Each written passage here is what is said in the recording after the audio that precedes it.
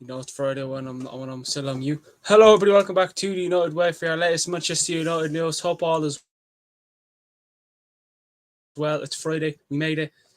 Felt like the longest week ever. It's only the first Friday of the year. But look, how we all lots to discuss. Ineos, Eric Ten Hag, Martial, Sancho, bit of strike. Martial actually bit of news on him. Bit of news on uh Varane and all that. And we'll let you know what content is coming up. The preview was meant to come out today, but I thought schedule it out till tomorrow. And but look up all as well. Hope the form is good. Hopefully everyone can have a good weekend and all that good stuff. We did a show. What day we did a show? Wednesday, I think it was. So check that out if you haven't already. Like the video, subscribe, just share it around. Just have to. It can be to anyone. Share. Let your dog know. All that good stuff. We have the preview out tomorrow, and then we'll have the watch long on Monday. I'm not sure what we'll be doing on Sunday, but more than likely, Man United over the January transfer window. We'll be probably live at some stage. But yeah, look, like I said, lots to talk about, lots to discuss. It was typical Manchester United. Let me just go down here now and find the news. Right, so let's start off. Sir Jim Ratcliffe has told Man United staff that financial gain is not his objective with this deal. He's only interested in returning the club to a position where they can win trophies again. I mean, look, you can look at that in all sorts of aspects. You can look at it positive. You can look at it as a negative. I mean, look, I hope what Sir Jim Ratcliffe is saying about he wants to get Manchester United back on trophies again is true, because I want Ratcliffe to come in here and do well. I wish him the best of luck. I wish him the best of luck. That won't change, because he's a. I mean, he didn't back down. When Qatar came in, we thought, right, maybe Ratcliffe will back down. He wants to get Manchester United back winning trophies again. That was coming out from Roy Whitwell and Adam Crafton. So look, I hope we can get Manchester United back to winning trophies again. But I always say you can't get Man United back to the top with the Glazers still around, and the Glazers are still around. Yeah, Ratcliffe and Ineos can come out and say we want this, that, and anyways. When the Glazers love money, they love financial gain, and if they can't get that, they'll find it. So look, it'll be an interesting. Again, I don't think Ineos will do a lot this January transfer window. I think it'll be more this summer. So I won't kind of judge Ratcliffe until maybe the summer. Is that too early to judge anyone? In the summer, when they're only taking over, they took over what? Well, it was confirmed Christmas Eve. I mean, yeah, definitely not. Definitely not ideal. But look, who knows what will happen in the coming days. Will we bring in anyone? I mean, at the moment, Sancho looks to be going out on loan. Van der Beek going out on loan. It'd be interesting to see. But again, I do like that he wants to get Manchester back to the top again. He's not thinking about the money side of things. He's thinking about getting Manchester United back to the back to the top. Back where we do belong. We belong at the top. But look, fingers crossed, we are back to the top soon, because it'll be ideal. I mean, look, when I look at the side of things, I sort of think to myself, all right, okay, how can we get Manchester back to trophies again? Again, some would say, well, we won the Carabao Cup. I won the Carabao Cup, was nice. We won the Carabao Cup. Ratcliffe wants to get us back to the back winning trophies again, and hopefully he can do that. But more news: Ratcliffe's blunt evaluation of the club was a stark contrast to I'm going to butcher this, to the rhetoric that the Man United hierarchy typically use, and was welcomed by those listening. Sir Jim Ratcliffe acknowledged Man United's commercial resilience through the pandemic, but made it clear that silverware is a greater gauge, I think it is, of success, or gauge of success, and everyone should be focusing on that. Sources describe this as liberating. So he seems to be focused on winning silverware. We all love winning trophies. Winning trophy is the best feeling in the world. It never gets old. Doesn't matter how many times you do it. Winning a trophy will never get old. I mean, when we won the Carabao Cup in February last year, I couldn't remember last time I celebrated Man United winning a trophy. Actually, the last time I think I celebrated Man United winning silverware was the Europa League final. I think. I know we made it to the Europa League final with Ollie and we lost on pens. So the Europa League final with Jose Mourinho was the last time I think I celebrated winning Man United winning the trophy. And if that was 2000, that was, I mean, I wasn't in it, that was a long time ago. So again, winning trophies also gets you money. There's a lot of positives about winning a trophy. It's silverware, it's confidence into the squad, into the fan base, the manager. You get money. You get money. There's no beating around the bush. You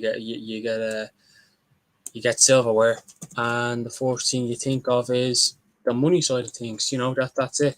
Again, I really hope Ratcliffe can come in here, do the job, do what he has to do. Again, I didn't want us to bring him in the first place. I just thought we maybe should have been looking at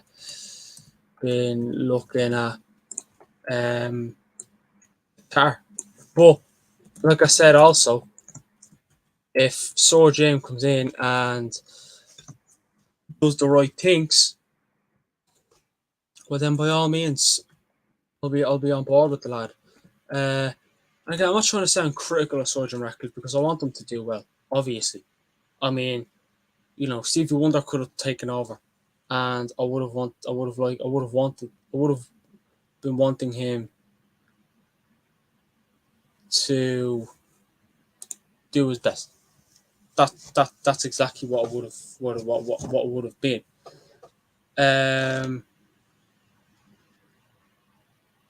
And look, you never know. You never know how things can pan out with Sir Jim. As the man, as the main bugle. But look, again, like I said, winning trophies also gets you money. There's a lot of positives. So with a bit of luck,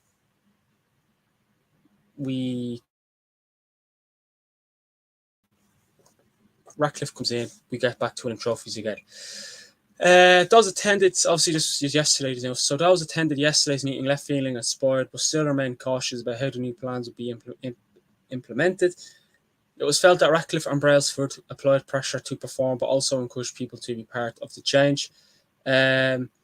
Again, you look at that meeting yesterday, obviously I'll read a bit more. I'll read more actually. So Simon Stone then came out and said, Brailsford led a number of group chats in which he referred to Man United's performance challenge, which was his way of highlighting the chronic underperformance in recent years.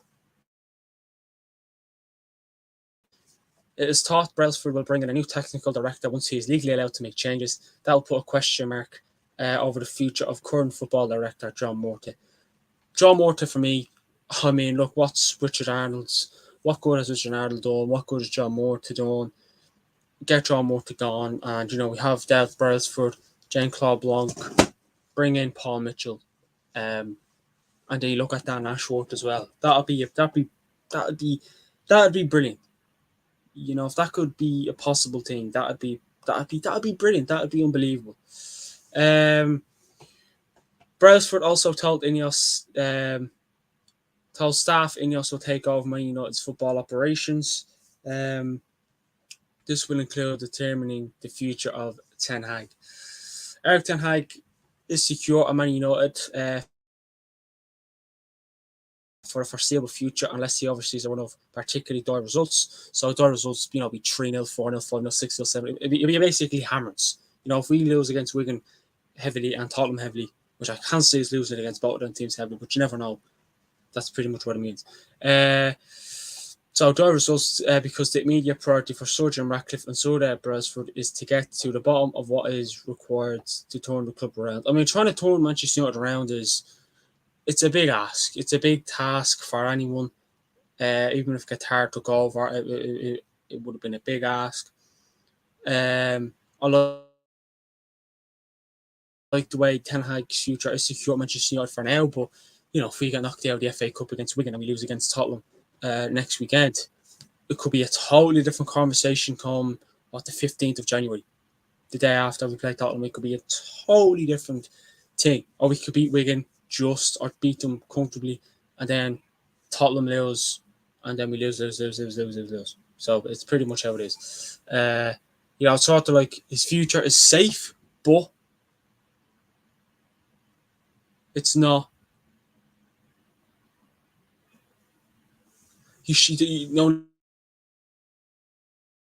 Comfortable as well, because I want Ten Hag. I like Ten Hag. I want Ten Hag to stay. I back him. I really, really do. But Rob Dawson came out and said Ineos' preference is to keep Eric Ten Hag until at least the end of the season, although there's an acceptance that more poor results may force it to act sooner. Rob Dawson also said Graham Potter has been informally sounded out by his plans for the future, but Ineos and Jean-Claude Blanc has been inundated with calls from agents pushing the claims of their clients. I mean, look, I know Graham Potter doing reasonably sound at Brighton. He done great at Brighton. Went to Chelsea, went downhill from there. Graham Potter is a good manager, but is he good enough to get Manchester United back to the top again?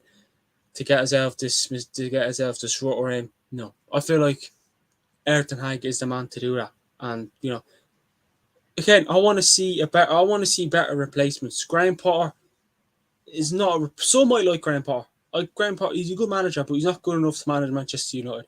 Brighton, he was good, but even if he was managing Brighton, I'd still say no, because I think it'd be a big task for Potter to come in and do that.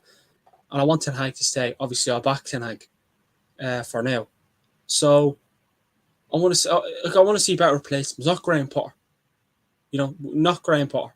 That's the least thing I want to see is Graham Potter coming in and managing Man United. Didn't work out at Chelsea. He surprisingly left Brighton. I thought he should have stayed at Brighton, but obviously Rob De Zerbi is doing a good job there. Potter, Man United. Again, it may work if it did happen, but I just don't feel confident. I feel confident with Ten Hag. Yeah, things are sticky at the moment. Things aren't going well. The club is upside down. The performances, the results are going arseways. But you have to stick by him for now. Ineos want to get us back to the top. Again, we won't be back winning, Premier Leagues, Champions Leagues and all that come next season. But I just feel like, Ineos. Again, I'm still not on this. Oh, we got, Surgeon Ratcliffe's owner train, yeah. I'll judge him when I need to, when I have to. I won't judge him, yeah. I'll criticise him in January because it's still early doors. Will I criticise him in the summer? Depending on how things plan out. But I feel like the worst decision they could make is to bring in Graham Potter as manager. Graham Potter may be a good manager, but he's not good enough to manage Manchester United. That's as simple as that. Some would say, well, Dean, Ten Hag's not good enough to manage Manchester United. Ten Hag has shown in his first season what can be done. And hopefully with injuries that do come back like you have. We'll have a big injury boost now when Casemiro and Leach are back on the field. They're back training, but when they're back playing on the field, that'll be a big boost, and hopefully it can work out. But if they do come back, and results aren't improving, and we have all our injuries, all players back, not an injury in sight, and the results still aren't going our way, well then Ten Hag will be gone. I feel like just keep Ten Hag until the summer. We're in the month of January. There's no point doing this what we did with Solskjaer when we sacked him. They brought an interim manager for 6 months. Just keep him up until the summer and just see how things pan out then. If things are still shit come the end of the season, right, fair enough, get him gone. But if things have improved and things are looking well then obviously continue. I mean, I again, like I said, we could lose against Wigan and go and lose against Tottenham. He may be gone, but we could beat Wigan. It can either go good or bad for Manchester United at the moment. It can either go good or bad at the moment for Man United. That's as simple as that. There's no beating around the bush. And hopefully it does go well. Hopefully it does go well for Ten Hag. But again, I like the idea that Ineos don't care. They financial gain is not the objective with the deal. He's only interested in returning the club to a position where they could win trophies again. I like that. I love Man United. I mean, call me mad and call me low and stupid and a clown. I'm sure people have since I've done this. But when we won the Carabao Cup last season, I think I celebrated like we won the World Cup. People were telling me not to, but I think I celebrated like we won the World Cup. So imagine, hopefully it can work out, because you can either go one way or the other. It can't go any other way than that. But I just think I like the way they're in no rush to get rid of Ten Hag. If we get slapped in the next 2 or 3, 4 games, then fair enough. I may then turn around and say, right, maybe he's not the man for the job. I won't criticise, I won't go mad at Ten Hag, but I just feel like Ten Hag is the man for now. Like I said, everything is sticky, but you just have to get through it. It's as simple as that. This never-ending cycle of, sacking a manager, bringing a new manager, we go on a decent run, and then it's back to square one again. If you want to do that again, fair enough, but then it'll be player power, and then and I hope Ratcliffe looks at the player. There'll be no terminating contracts in January. We're not ruthless enough. But come the summer, I want to see players gone. I want to see terminations and contracts. I have one player who we'll discuss in a minute. Martial. If anyone came and offered a tenner for Martial, I'd right, accepted, happy days. Do you want me to drive him there as well? I can't even sit here and say Martial, good player, this, that, anyways. Again, if he does leave, thanks for everything you've done. Didn't do a lot, but thanks very much. But besides that, Martial has offered us little to nothing. And we'll move into Martial in a sec. But another thing in Ratcliffe has to be, go in there and they'll be like, right, sit down with Ten Hag and right, see who Ten Hag wants to get rid of. He probably won't. They may have 2 meetings. Sit down with Ten Hag and say, right, who are we looking at? Ten Hag might say, well, I want to get this player, that player, but I also want to get rid of this, that player. Then Ratcliffe might have another meeting with Brailsford and who else, Claude Blanc and Brailsford and whoever else is around at that time. And then they say, right, let's get rid of this player. I mean, I have a few players I think we should get rid of. And I'd have Anthony in there, I'd have Martial in there, I'd have McTominay in there. McTominay is a good player, but I just feel like with what Ten Hag is trying to do, McTominay doesn't work out in that position. I mean, we played him as a number 6 played him as a DM against, came out against Forest, DM, 2 goals, easily conceded. Played him in the Bruno in the 10 against Liverpool, and he still didn't do much. So just what Ten Hag was trying to do, I don't think it works out. Playing at number 8 as a DM, I mean, if that's like playing Bruno there, it doesn't work out. We've tried it there before. It doesn't work out. So I just hope that I get rid of McTominay. I like Lindelof, but I would have gotten rid of him. I just would have gotten rid of injury prone. Maguire's a weird one now because his form is obviously before the injury he pulled, his form was good. So I don't think we get rid of him in the summer anyways. The left back position, you have Malacia, Shaw, obviously Reguilon gone back to Tottenham. Alvaro Fernandez, who's out on loan, I'd give him I wouldn't be getting rid of but I wouldn't be getting rid of anyone in the left back position. I wouldn't get rid of Alvaro Fernandez when he returns. But right back, Wamzake, I think he has a 12-month contract extension. Then you look at whatchamacallit.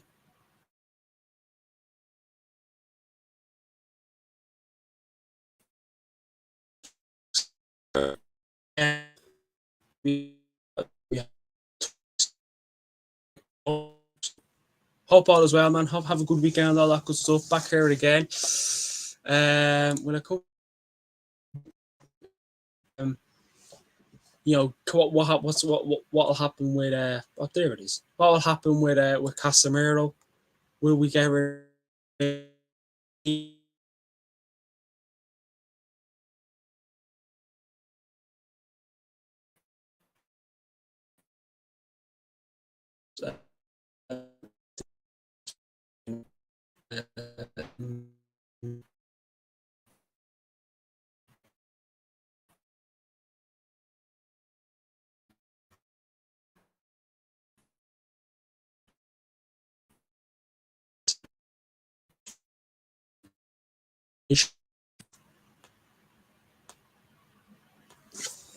how's mine to am I lagging on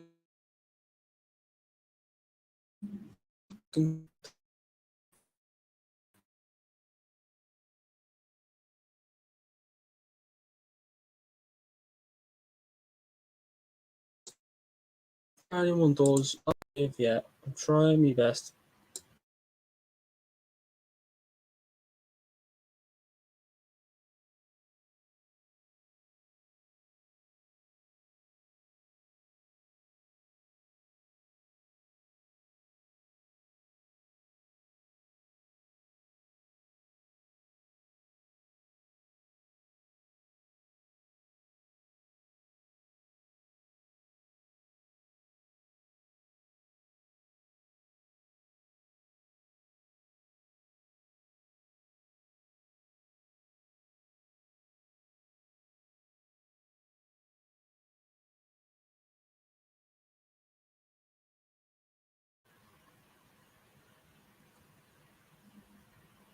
Am I back?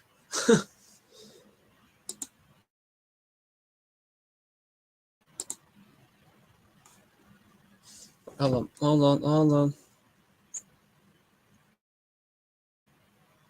Right, hold on a second. Let me just check.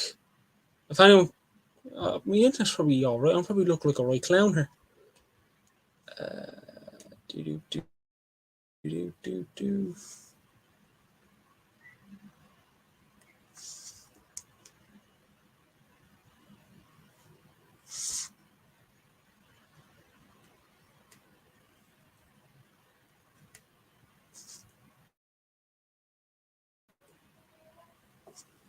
Of course, you have internet problems. All days.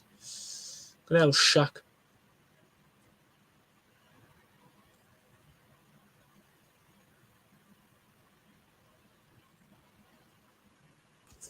Love shack. Right, hold on. I'm gonna push it out a bit more.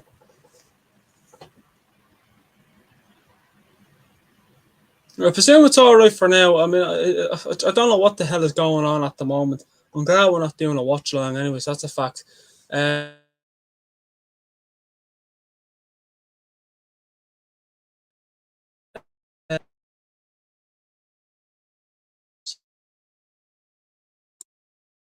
Sancho.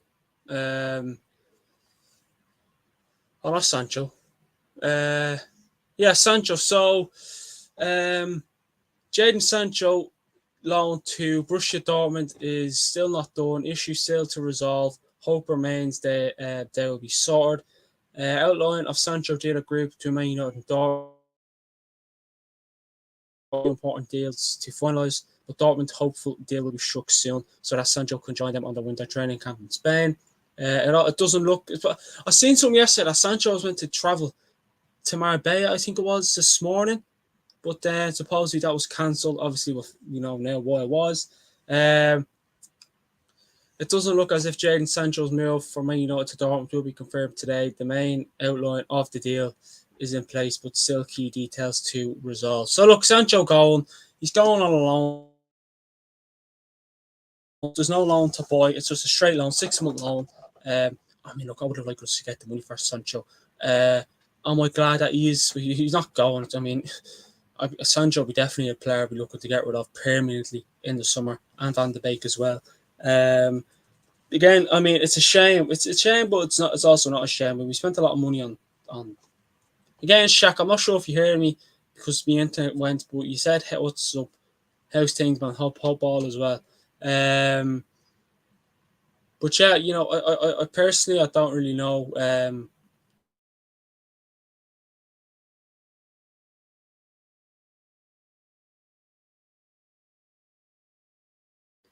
Doesn't bother me in the slightest. But again, it's a loan, 6 months. They're paying a bit of his wages. We're paying half of the wages. It's that's how it is. Stupid, but it's how it is. Um, I'm kind of glad that he is gone. I mean, it's a shame. I mean, him and like I mean, he kind of ran over a tweet. Ten Hag came out after the Arsenal game. People, everyone's wondering where's Sancho. Ten Hag came out and gave us a good answer. Ten Hag, Sancho puts up a tweet, and then it's down there from that. So a lot of clubs will not be looking to buy Sancho because look at his attitude problem. Like they will, what does he bring to the team? What's he bring to the changing rooms? What's he good at? Again, he's probably his best days were probably at Dortmund. So him going back to Germany to play for Borussia Dortmund will probably be the right thing for him. Um,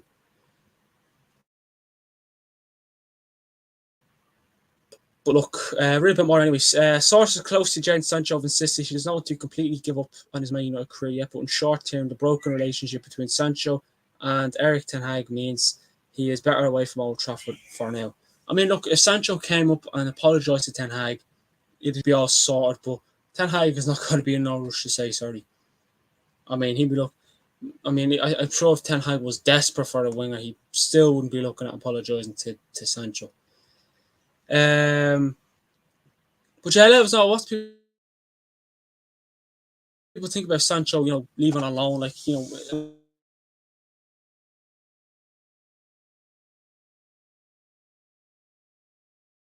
plan out. But look, who knows? Who knows? Again, I want to talk about Choupo-Moting and Timo Werner.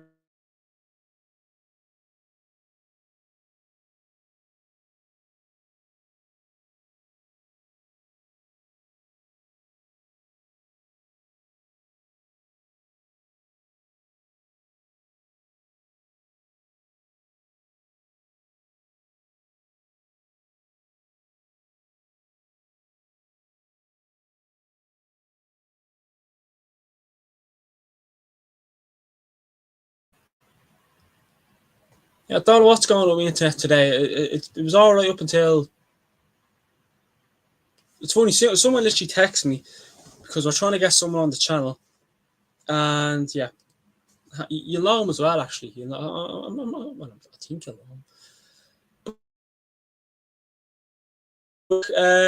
him. Hopefully the connection doesn't act up because it's starting to piss me off as much as it is you. Connection unstable. If yeah, okay. But I'm trying to do my best laptop, so fuck off. But again, look, we'll move on anyways because I'll get this done before we have more internet connect issues. So it is thought that Man United have been offered a number of strikers, including RB Leipzig, Timo Werner, and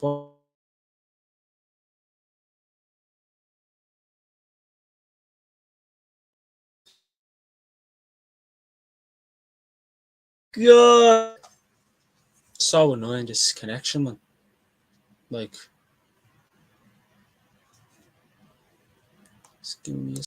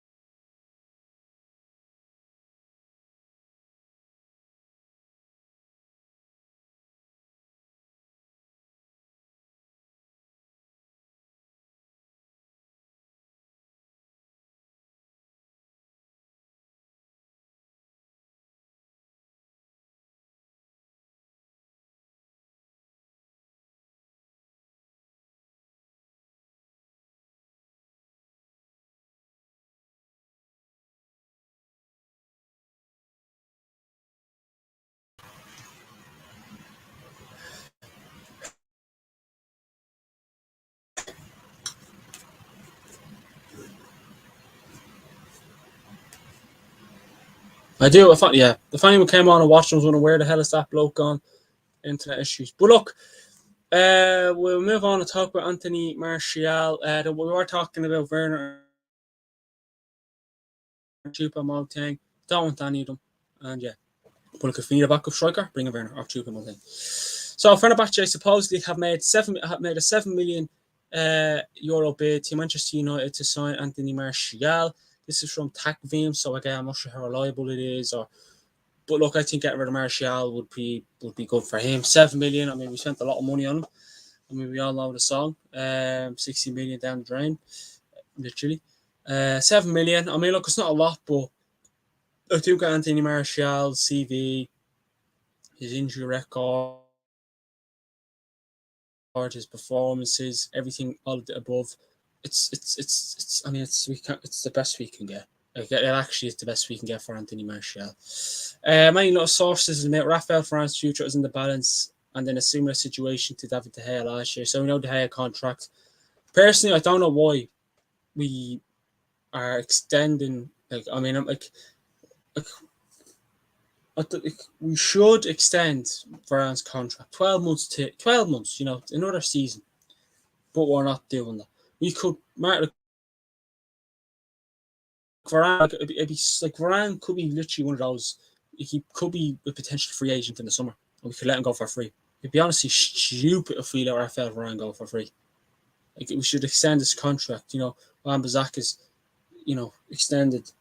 A good few other. Who else was it? Hannibal, Lindelof. I mean, something came out today about Martial, but we don't know about Martial. I wouldn't be extending his contract whatsoever. I mean, supposedly clubs in Saudi Arabia as well, obviously Turkish club Fenerbahce are understood to be interested in Man United forward Martial. That's from Sky, and supposedly there's been a €7 million bid made. €7 million bid made to Anthony Martial. But look, that's been the Manchester United versus the Man United news show. Didn't go as well in the end, but hope everyone has a good weekend. The Man United Wigan preview will be out tomorrow, and we'll have the Man United Wigan watch along on Sunday. Thank you for watching. Speak to you on the next one. Follow all our socials, links in the description. Bye bye.